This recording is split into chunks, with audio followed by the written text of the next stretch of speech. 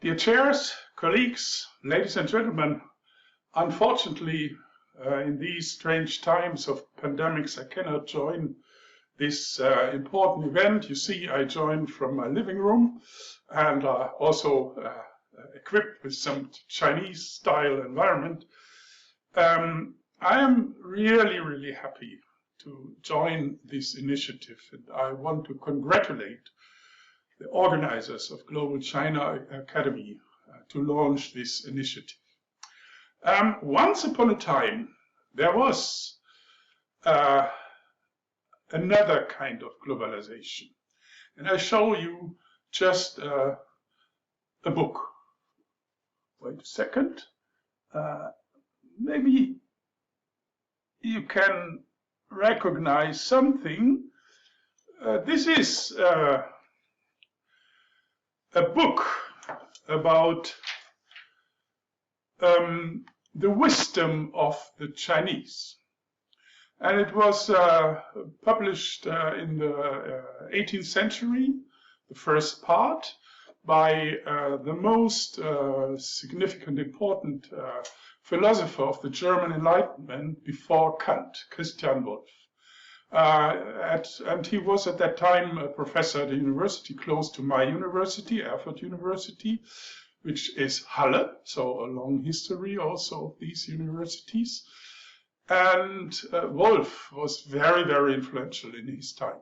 And he believed that the Chinese had developed already a kind of practical philosophy that he deemed important to overcome the backwardness of Europe in these absolutist times. This did not last long. I think beginning with Kant, the Germans started to forget the Chinese, and Hegel was very pronounced in saying that Confucianism is not a philosophy at all. And so the picture changed entirely. And even in China.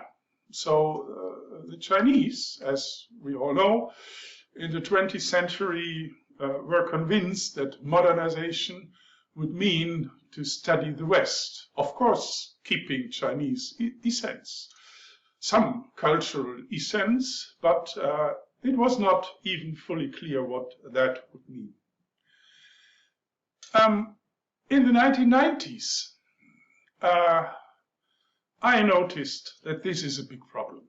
So there is a flow of ideas from West to East, China, but almost no flow back, as in these days of Christian Wolff. China was very influential in intellectual terms, but it was just an episode in intellectual history. At the turn of the millennium, I organized, together with the famous Chinese economist Mao Yushi, an initiative to make social science research, Chinese social sciences research, accessible to a global public. That was funded by Robert Bosch Foundation, but it did not last long because people thought it's not that significant. And so I'm really, really happy that now we have this new attempt.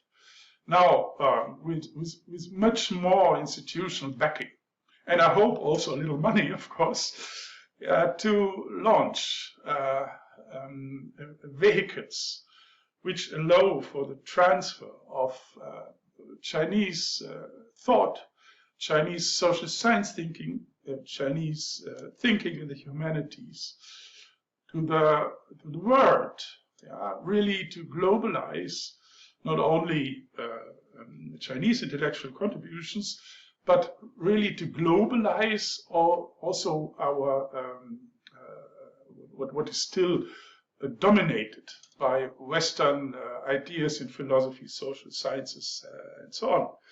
And I'm also very proud that I was invited to be vice president of this initiative, responsible for European engagement. I have no clear idea what that would mean, but at least, given my past activities, I can imagine the possibilities. Yeah, I hope you enjoy. Now, as I understand, this is a sort of message delivered at dinner. Please enjoy dinner. I hope some Chinese delicacies, and I really regret that I cannot be with you. Thank you for your attention.